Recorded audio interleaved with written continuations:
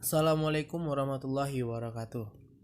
Kami dari kelompok 11 akan menjelaskan materi kami tentang insanity and kompetensi.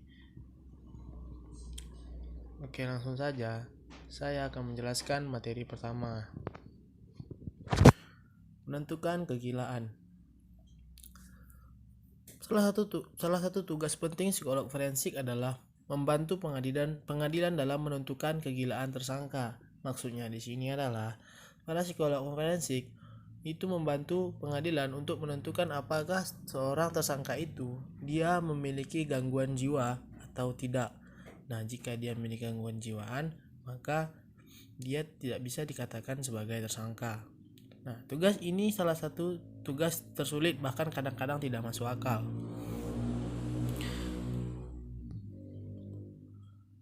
Kenapa sih menentukan kegilaan itu sulit? Yang pertama, berdasarkan konsep hukum, gila ditentukan oleh fakta-fakta pengadilan, bukan berdasarkan evaluasi psikiater atau psikolog. Nah, jadi seseorang dikatakan gila itu ditentukan berdasarkan fakta-fakta dalam pengadilan. Kedua, definisi. Definisi gila berbeda jauh dari satu jurisdiksi dengan jurisdiksi lainnya. 3. Psikiater forensik atau psikolog yang berhadapan dengan tugas menilai kegilaan harus membuat asesmen retrospektif mental tersangka berapa bulan lalu atau tahun sebelumnya. Seringnya, tugas ini dapat dilakukan berdasarkan status individu saat ini. Berikutnya itu perbedaan antara insanity dengan psikosis. Bagian dari moral barat dan tradisi hukum mengatakan bahwa individu yang tidak menyadari arti dari tindakan yang tidak seharusnya mempertanggungjawabkan tindakan kriminalnya. Maksudnya di sini seseorang yang dia tidak mengetahui apakah tindakan yang dia lakukan itu benar atau salah, maka dia tidak seharusnya mempertanggungjawabkan tindakan kriminal yang ia kerjakan. Dalam sistem hukum guilty mind diklarifikasikan pada tindakan ilegal. Penentuan bersalah dan hukum seharusnya terjadi hanya jika ada kemauan bebas atau bermaksud melakukan kejahatan. Maksudnya di sini adalah seorang tersangka itu orang yang melakukan kejahatan, dia boleh diberikan hukuman jika ia mengetahui yang dia kerjakan itu salah, maka dan dia bermaksud untuk melakukan kejahatan, baru dikatakan dia bisa bersalah.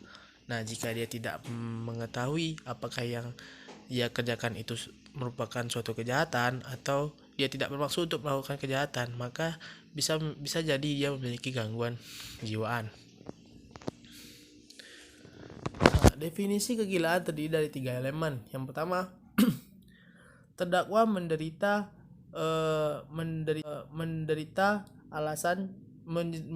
penyakit alasan cacat dari penyakit pikiran. Maksudnya terdakwa itu mempunyai penyakit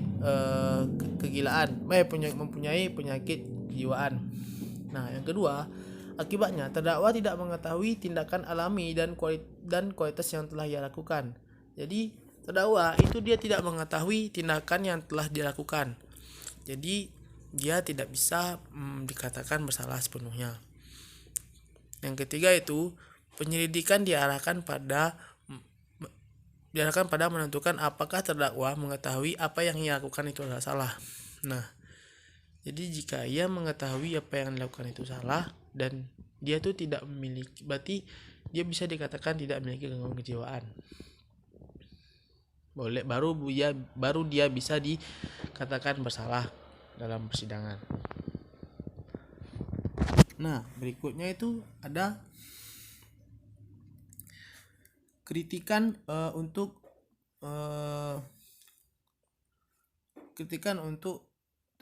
tes the McNaughton rule. Nah, jadi yang pertama the irresistible impulse standard, dia mengkritik McNaughton karena terlalu fokus pada pengetahuan kognisi terdakwa. Nah, jika terdakwa menunjukkan pengetahuan kognisi benar atau salah, ia tetap tidak bersalah karena alasan kegilaan. Kemudian The Durham Test, dia mengkritik McNaughton karena terlalu fokus pada standar kognitif. Terdakwa tidak mempertanggungjawabkan kriminalitasnya jika tindakan pelanggarannya adalah hasil dari penyakit mental atau cacat berdasarkan kesaksian ahli atau psikiatri. Nah, hanya dipakai di negara bagian New Hampshire. Nah, berikutnya itu kritikan The Ali Standard or Browner Rule. Jadi, individu itu tidak bertanggung jawab terhadap perilaku kriminal jika saat beraksi adalah hasil dari penyakit atau cacat mental. Nah, jika dia melakukan kejahatan, dia memiliki penyakit atau cacat mental, maka dia itu bisa dikatakan mempunyai penyakit gangguan kejiwaan.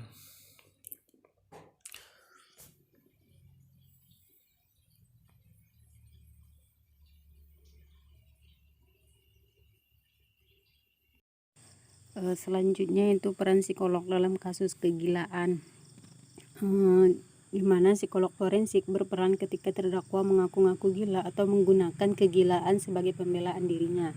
Sebelum persidangan, psikolog klinis atau psikolog forensik diminta untuk menilai si tergugat. Nah, kemudian saat persidangan dimulai, psikolog bersaksi tentang temuannya.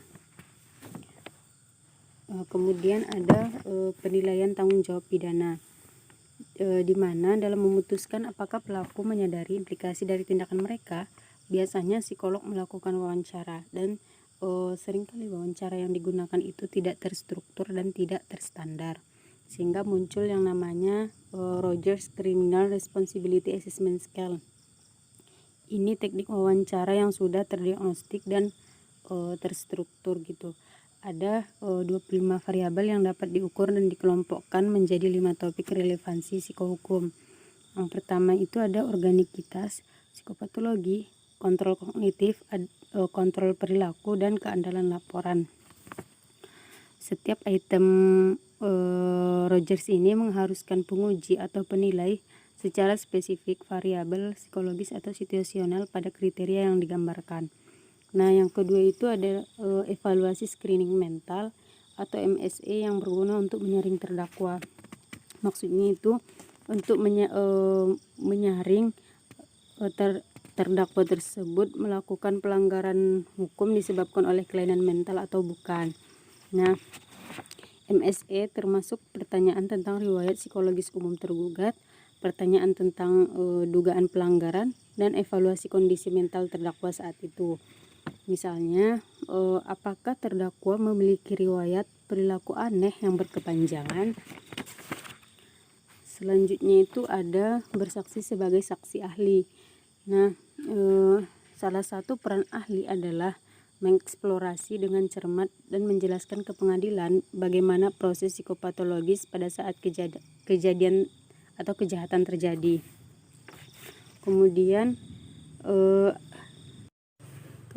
ada kasusnya Jeffrey Dahmer, di mana sidang tahun 1992 si Jeffrey mengaku telah membunuh dan memotong-motong 17 pria muda selama 10 tahun.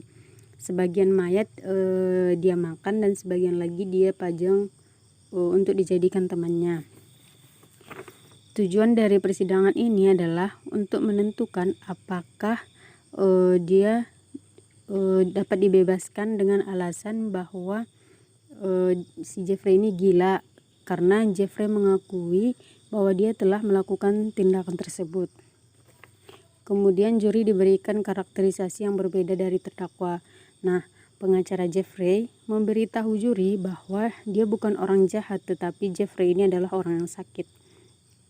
Tetapi jaksa penuntut tidak setuju karena Jeffrey tahu bahwa apa yang dilakukannya itu salah. Ketua majelis hakim meminta 2 ahli untuk bersaksi, 1 psikiater dan 1 psikolog. Ada kesaksian dari Dr. Fred S. Berlin, di mana dia merupakan seorang psikiater dan dia mendiagnosis gangguan kejiwaan Jeffrey itu sebagai nekrofilia. yang mencerminkan dorongan seksual yang menyebabkan dia membunuh pria-pria tersebut, sehingga dia dapat berhubungan seks dengan mayat-mayat yang dia bunuh. Kemudian ada dari Dr. Judith Becker, yaitu seorang psikolog klinis. Dia menyimpulkan bahwa Jeffrey itu menderita kelainan seksual nekrofilia dan dia tidak memiliki kendali atas dorongannya. Kemudian ada dari Dr. Carl Wallstrom yang merupakan psikiater, menyimpulkan bahwa Jeffrey memiliki kepribadian ambang dan psikotik meskipun dia tidak memiliki halusinasi. Kemudian penuntutan membalas dengan dua ahli. Yang pertama itu ada dari Dr. Frederick Fosdal dari psikiater forensik, mengatakan bahwa tindakan Jeffrey itu tidak brutal atau sadis. Kemudian ada dari Dr. Park Diaz atau psikiater forensik, mengatakan bahwa Jeffrey membuang mayatnya secara efisien. Merencanakan metode pembuangan yang berbeda dapat dilakukan untuk mengendalikan dorongan pembunuhannya selama bertahun-tahun dan mampu menipu polisi atau petugas, yang membuktikan bahwa si Jeffrey ini sadar bahwa apa yang dilakukannya itu salah. Kemudian ada dua orang saksi ahli yang ditunjuk pengadilan itu. Yang pertama itu ada dari Dr. George Palermo yang merupakan psikiater. Dr. George menyimpulkan bahwa Jeffrey itu tidak gila, tetapi Jeffrey memiliki gangguan kepribadian yang serius dan didorong oleh fantasi obsesif, tetapi Jeffrey tahu apa yang dia lakukan.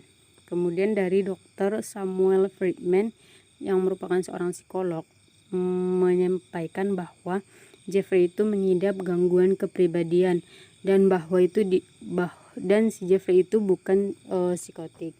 Sekian dari saya.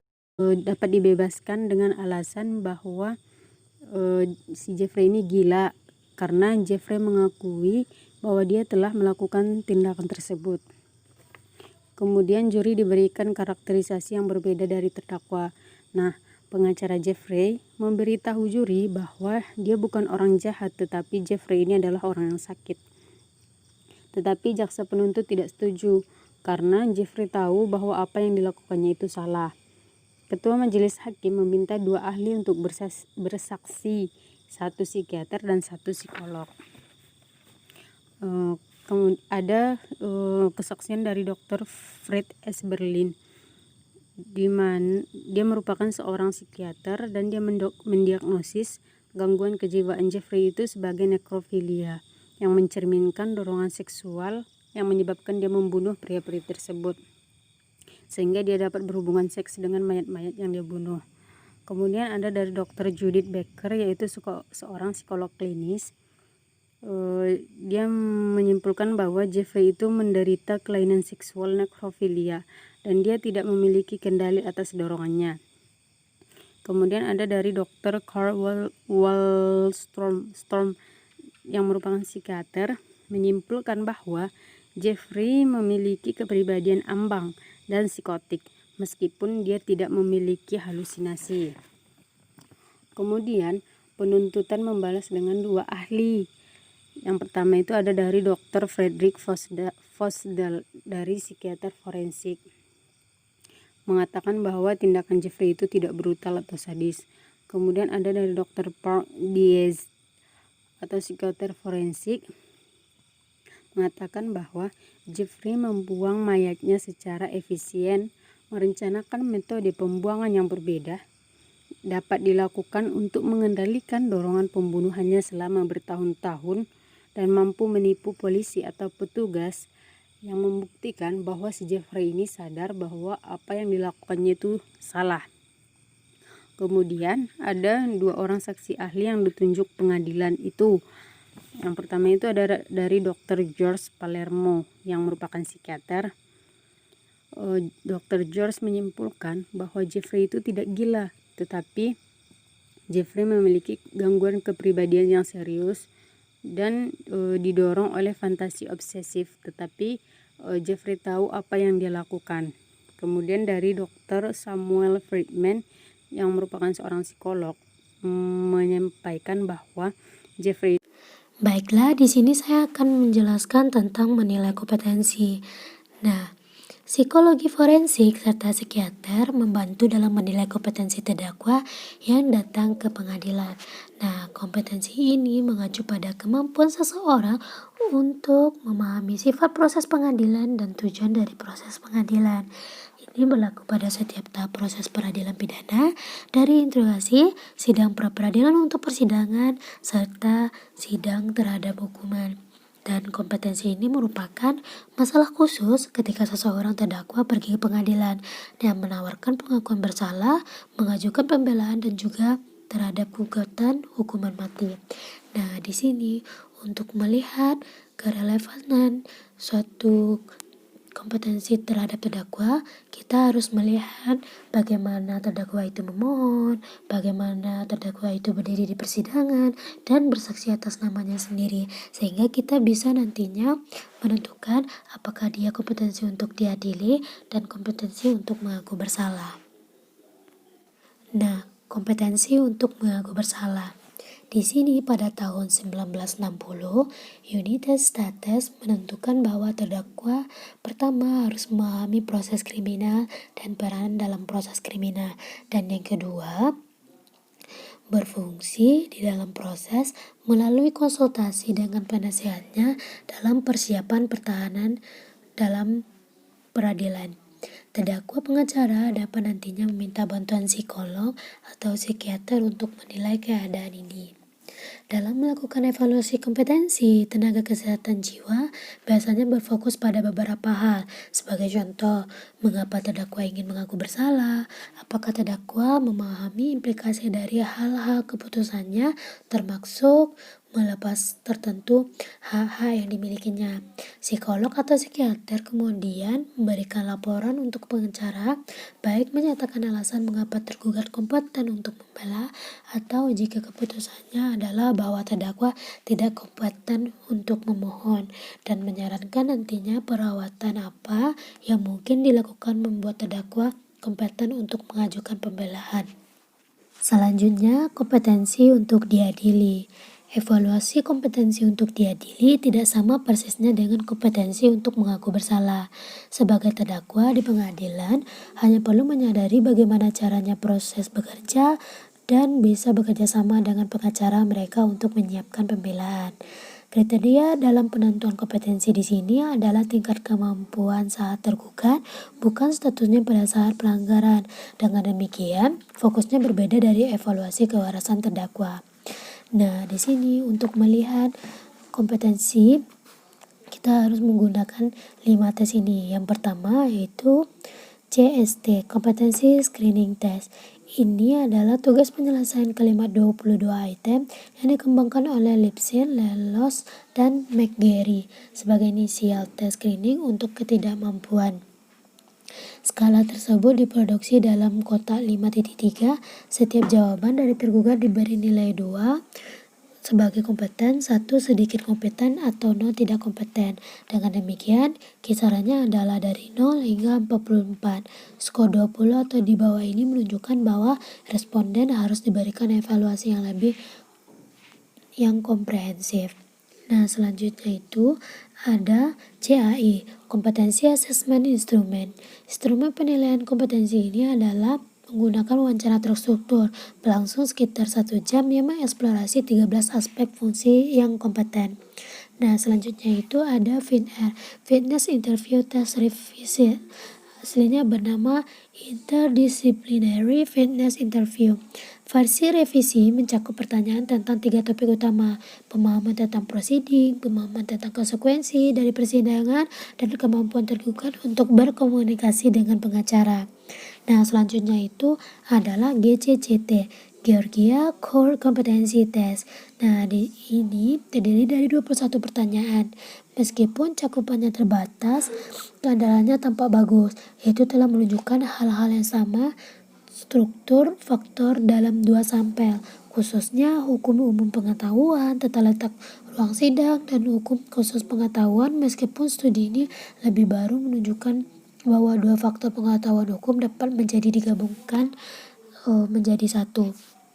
Nah, bentuk asli GCT GCCT telah diubah oleh psikolog di Rumah Sakit Negara bagian Mississippi oleh 4 pertanyaan, yaitu mengubah pembobotan beberapa jawaban dan membuat kriteria penilaian lebih banyak atau eksplisit.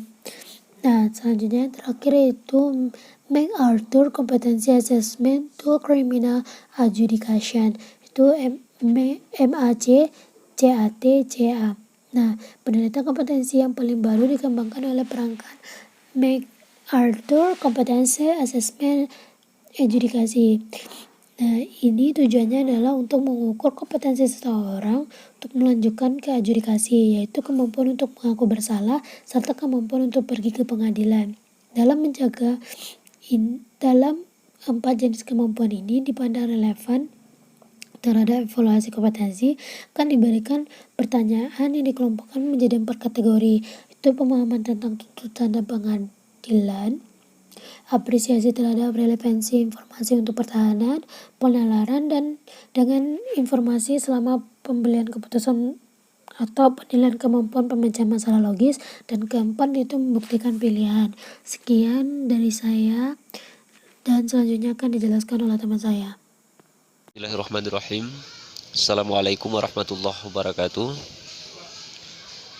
Rekan-rekan sekalian, saya akan menjelaskan materi terakhir tentang kompetensi remaja. Nah, perlu kita pahami bahwa kompetensi remaja ini merupakan kemampuan remaja atau anak-anak yang dilibatkan dalam bidang psikologi forensik, dalam bidang khususnya tindak pidana di pengadilan.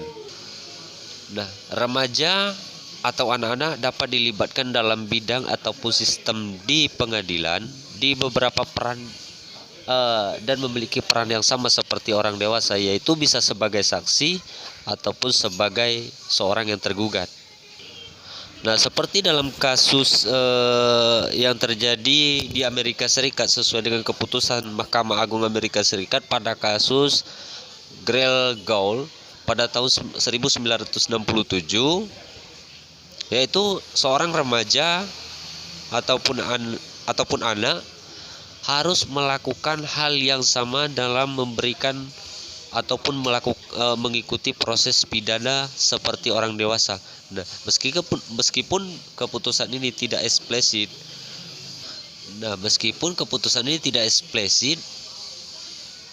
tentang evaluasi kompetensi anak untuk diadili. Oleh karena itu, seorang anak ataupun seorang remaja mempunyai peran ataupun hak yang sama seperti orang dewasa jika di pengadilan, yaitu bisa menjadi sebagai seorang saksi ataupun sebagai seorang yang tergugat. Nah, selanjutnya ada Grisco dan rekan-rekannya menyarankan bahwa pernyataan tentang kompetensi terhadap remaja ini untuk diadili harus dievaluasi bila ada salah satu kondisi sebagai berikut.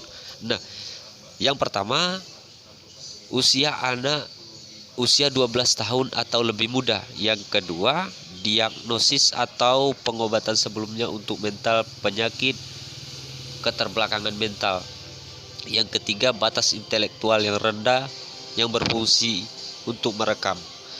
Nah, dari pernyataan tentang kompetensi anak ini yang diajukan oleh Grisco dan rekan-rekannya menyatakan bahwa usia anak yang lebih muda, usia anak 12 tahun ataupun lebih muda, artinya jika ingin melakukan intervensi ataupun ingin menjadikan anak ini sebagai tergugat, sebagai seorang yang tergugat, mempunyai tahapan ataupun prosedur yang harus dilakukan.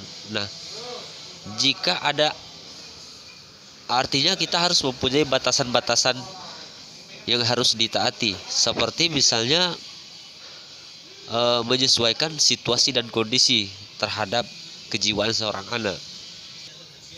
Nah, selanjutnya adalah dalam psikologi forensik di pengadilan, di dalam prosesnya ada yang berpura-pura sakit.